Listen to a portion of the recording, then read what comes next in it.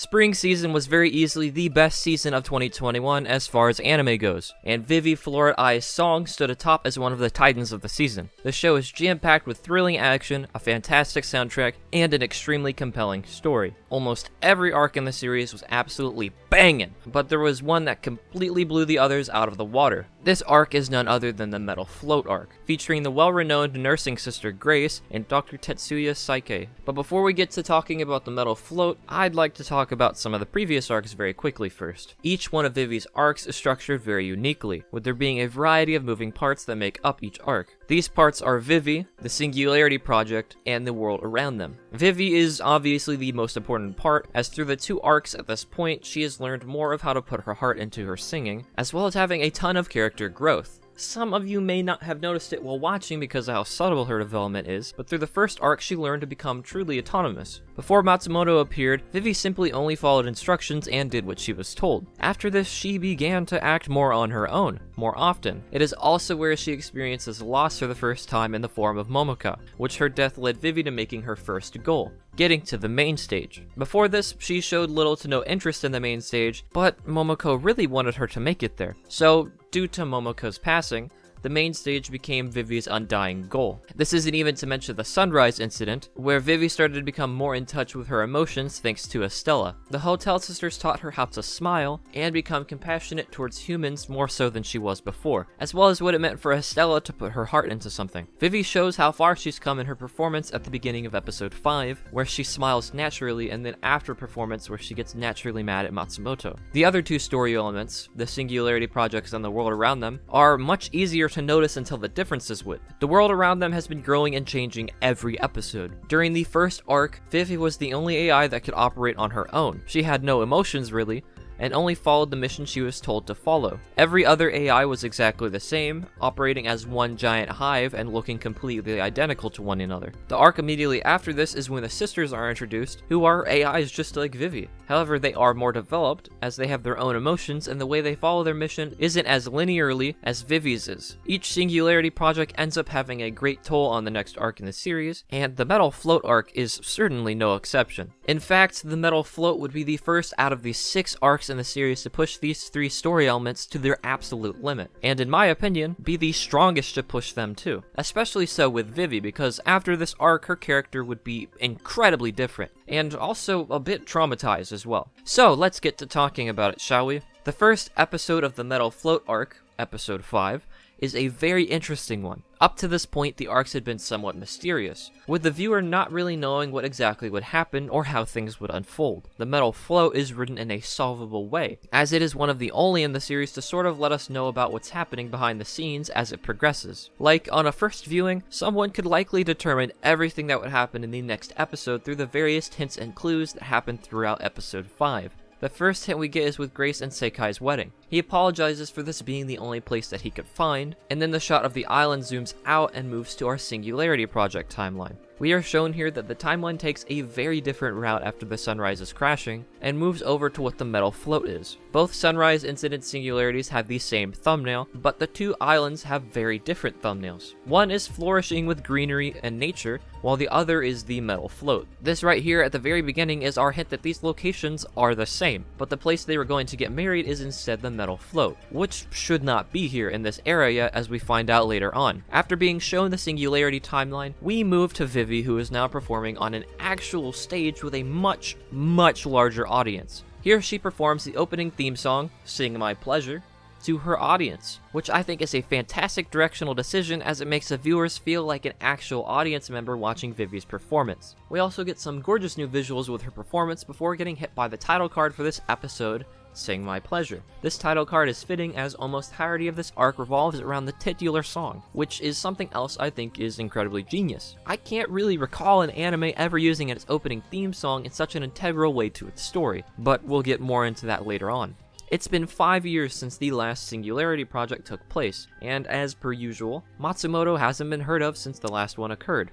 It seems almost as if Vivy misses the lad, but as soon as she checks for him, he arrives. This time, as a cube! I love the Portal Companion cube-like design they use for Matsumoto's new form, although I think I prefer the bear plushie slightly more. The two discuss how AIs have been rapidly progressing over the last 5 years, almost in an unnatural manner. Matsumoto says that his awakening means that it's time for a new singularity project, and despite her opposition the last 2 times one came up, this time Vivy appears greatly interested in participating. She herself notes that this is due to her believing the project is directly helping her fulfill her mission, as well as wanting to honor Estella for taking her mission so seriously. This definitely has to do with that subtle and gradual character development I mentioned earlier. After this, they run to save Dr. Saeki, who is being pursued by Toke. I would also like to quickly mention that Dr. Saeki shares a shocking resemblance to my avatar, which I think is super cool. We've got more mad scientists going on. It's here that we get another minor hint about how this arc will unfold, as Dr. Saeki was extremely hesitant to help them at all until he recognized Vivy. After this, he goes along with what they want. We of course learn later on why this is. They observe the metal float from a distance, to which we learn a bit about what has happened in these last few years. The crashing of the sunrise led Estella to international stardom as one of the most respected and heroic AIs of all time, becoming the gold standard. This is quite the reversal from what her reputation was on the other timeline, which was the most grievously defective AI in official history.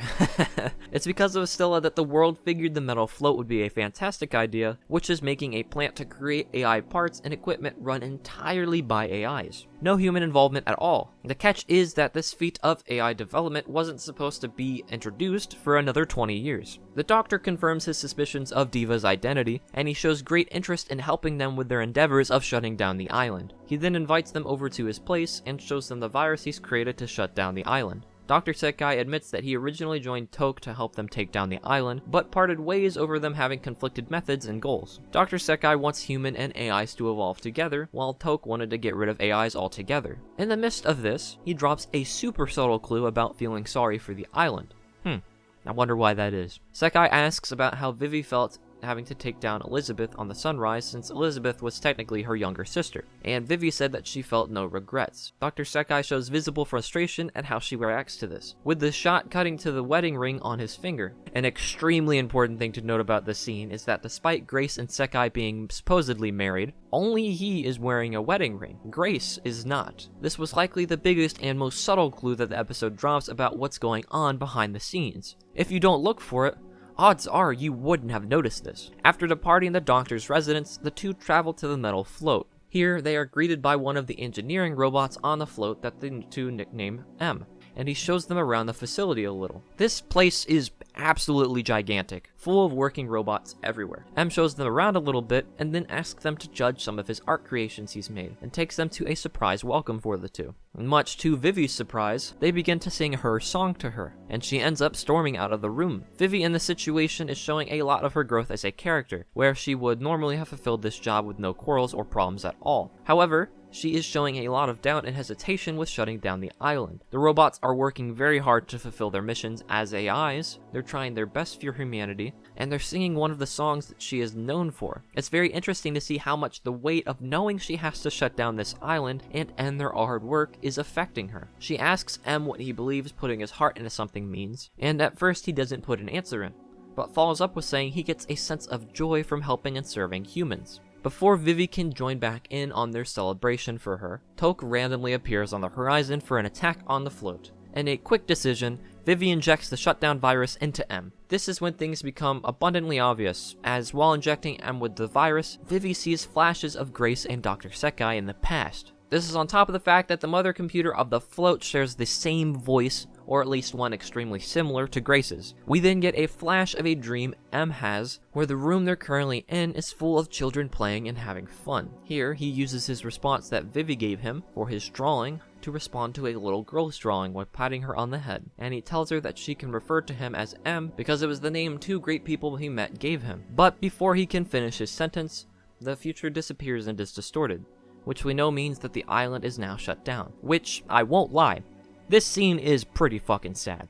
I did not expect to care as much as I did about a robot I only knew for like 10 minutes. This scene with M actually has a bit of deeper meaning to it, as although M wasn't aware how to describe putting his heart into something, M had dreams. So although he didn't show any very obvious signs of humanity on the outside, on the inside he had dreams and aspirations just like a human would. And it's here we see that Vivy seems to be upset with or regretting the decision she knew that she would have to make, since his metaphorical death was necessary for the Singularity Project. However, before she has time to mourn, The float comes back to life. The entire island that was once gray and blue is now bursting with red, and all of the engineer robots move into action to begin to attack Toke, in a scene that almost is reminiscent of the beginning of the series. The episode ends with what I can assume to be the mother a computer appearing shocked. Episode 5 serves as an amazing episode with lots of hints, good emotional beats, and as always, beautiful artwork. Seriously, the show is so pretty. It is the perfect setup for episode 6, which is easily the best episode in the entire series. Episode 6 sets its tone immediately with a scene of young Saeki in a hospital room with Grace, who is learning that his mother abandoned him to move overseas and start a new family. Grace attempts to comfort him, and she begins to sing Vivy's hit song, Sing My Pleasure. The episode then crossfades into the present, where Saeki sees that the island has fallen into chaos. We very obviously learn that this didn't go according to plan at all, but over a radio he can hear Grace singing Sing My Pleasure on the float. He solidifies his resolve to save Grace and leaves for the island. This opening sequence is brilliant because it lets the audience know immediately that the events about to unfold are not going to be happy ones, and we're about to watch a man who has lost everything attempt to save the one he loves. We return to Vivy and Matsumoto, who are applying aid to the dude from Toke. Here he mentions that Dr. Saeki used his silver tongue to try and get his way with him. He says the doctor has a strange obsession with the island, and then they spot him landing on it. After this, we cut again to the past, where Dr. Saeki is now grown up and visiting Grace at the hospital he was once at when he was younger. Grace mentions she sings this song as a token of appreciation for her older sister Diva, and she acts as if she doesn't remember him. However, this is just what she claims a surprise, and that she does indeed remember him. So Grace sings Sing My Pleasure, and she thinks surprises are an effective way to greet humans. This lines up really well with how the engineer bots thought,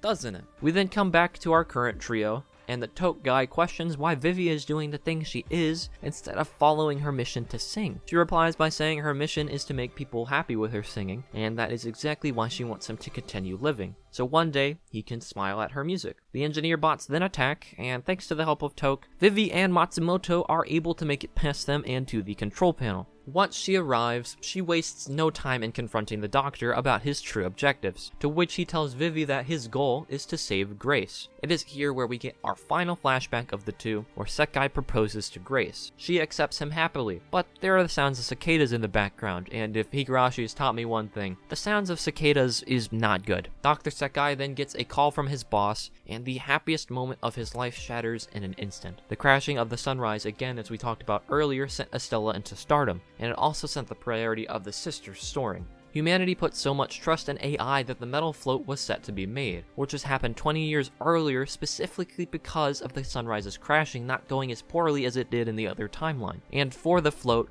they needed a sister to operate it. Grace was chosen as that sister, having her mission changed from helping humans to operating and maintaining the float. Grace is the mother computer that M and the other engineers have been talking about. It's here that Saeki confirms that the Grace with him currently is a replica, and he plans to extract Grace's data and put it in the replica he has. Grace's mission being changed is an interesting one because Vivy lies in a similar situation. Grace technically has two missions: to protect and take care of humans, and to ensure the metal float's survival for the sake of humanity. Vivy has two missions as well, which is to make people happy by singing with her heart, and to stop the AI uprising to ensure humanity's happiness. I think this series kind of tackles in a sense what it means to be human, as here their missions change depending on choice. Grace had her mission forcibly overridden due to obligation and responsibilities thrusted upon her, meaning she did not have a choice. This is something that unfortunately happens a lot in real life, with people having situations thrusted on them and not being able to make a decision themselves. Vivy has had her mission divided into two because she had the ability to choose to stop AIs for humanity's sake. I find it very interesting that a story about time-traveling AIs touches so subtly on free will. The doctor goes on to say that the virus he injected into the mother computer must have caused a conflict of interests, causing the island to break out into chaos to stay afloat and to stay true to its mission of surviving. He continues by saying that it seems Grace hasn't forgotten her nursing mission,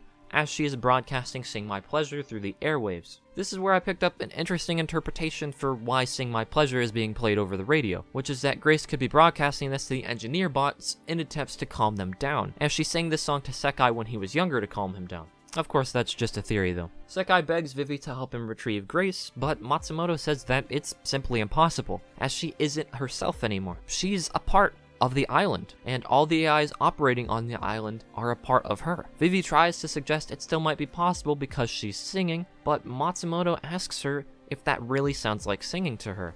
This is when Vivy pauses for a moment and says that it isn't singing, it's just tone data. This is where my second interpretation for Grace's broadcasting of Sing My Pleasure comes from, which is that I believe she's doing this automatically for the sake of Saeki. The two agreed to get married under the impression that Grace would outlive him, but that quickly changed as she was set to become the core of the metal float. Since this song was a crucial part of the relationship, going all the way back to when he was a child, she sang it in hopes of telling him to live on without her. However, this backfires, and he interprets her lullaby as a cry for help, as he already missed her and wanted to get her back. This adds an extra layer of depression to an already grim situation if it ends up being true, as this means the entire time Saeki was striving to get Grace back, Grace was just telling him to be happy and to move on. This theory makes more sense, as Grace's song apparently has been playing since the moment that the float finished, being worked on. Vivy then turns around to leave the room, as she has come to the conclusion that she needs to destroy Grace to shut the island down for good. Saeki calls out to her,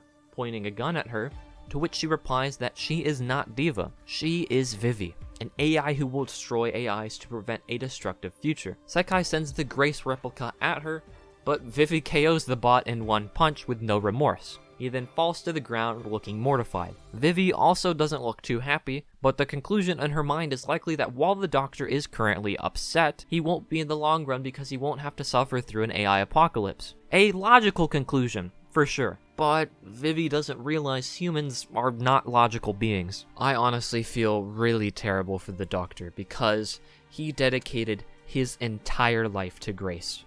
After losing his mom, he had nobody else to turn to or nowhere to go. So it seems that he spent his life studying to become a doctor to work at the same hospital that Grace worked at. Once here, he formed a bond with her and hoped to marry her. He really dedicated his entire life to her for her to get put on this float and disappear forever. It's no wonder he's been clinging to saving her this whole time, as what else is he going to do when he feels like he has nothing else in his life and no one else to turn to? And now, after presumably years of waiting and attempts to save her, he's finally given an opportunity to which he is told it's not gonna work. And not only is it not going to work, but they are going to destroy every bit of hope that he has, destroying the replica and destroying the island. Everything he had been working for in his entire life, at this moment, completely fell apart, and Dr. Saeki completely lost any reason in his own mind to keep on going. Outside, Matsumoto tells Vivy that Grace is likely located in the main tower, and then he taps into the island's production capabilities to make a ton of copies of himself. They all bounce together and hobble around to make a Matsumoto speeder.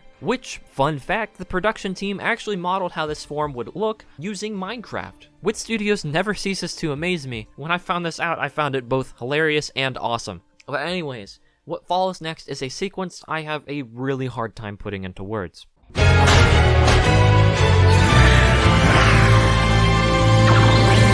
Vivy flying around on Matsumoto, the insert song of Grace's version of Sing My Pleasure, making the action feel 10 times more intense, and with the song having a built-in ticking to mimic a clock. With its powerful guitars, its drums, its violins, its flutes, with Wit's amazing art direction and design, this action sequence is just nothing less than a masterpiece. No matter how many times I watch it, I always get goosebumps. It's just that well made. Well done, Wit Studio.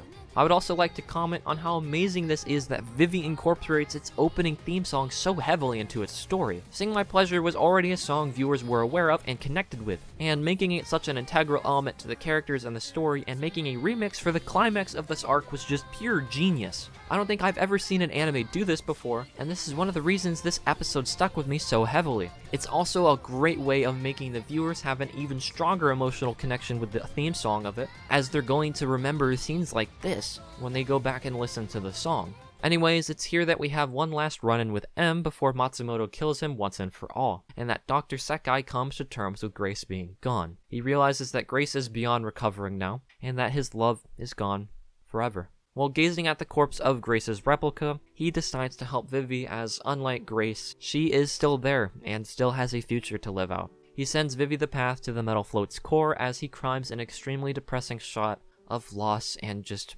giving up. Thanks to the doctor's sacrifice, she arrives at the core and plunges her arm into Grace's chest. The island goes dark, signaling that this is the end of the metal float. With drones and unmoving engineers littering the island, Vivy goes to meet Dr. Saeki in the chapel he planned to marry Grace in. He lays out Grace's ring, and Vivy tells him that she wishes him every happiness, but he interrupts her and asks her if there's anything that could replace her mission. He then says, "Your song was Grace," which was confusing at first to me. However, I now know that he meant Grace was to him what Vivy singing to make others happy was to her. Grace was his mission, his purpose, and without her, he will never be able to fulfill his mission or find happiness. Vivy turns around to exit as this entire episode goes quiet, but the silence is broken by one sound. You remember that gun he pointed at Vivy earlier? Well, now he's pointed it at himself. Dr. Saeki kills himself. In a very unexpected turn of events and a super grim way to end this arc, Vivy turns around to run at his dead body. Vivy is a character that has two sides to her that I mentioned earlier. The one that sings to bring people happiness, and the one that destroys AIs to bring people a happy future. The important part here is that both revolve around making people happy, which Vivy assumed that this course of action in the long term would make the Doctor happy. However, it didn't. So not only did Vivy fail at making a person happy, she inadvertently led to him taking his own life due to killing Grace. This is shown very clearly in the episode from her power signal flickering between blue and red constantly at the ending, as both sides of her consciousness begin to panic since her hands are quite literally stained red now. This scene can actually be analyzed in a myriad of ways, all of which come back to her being conflicted or torn. For example, her mangled robotic arm is covered in human blood, while her intact and human-looking arm is covered in robotic blood.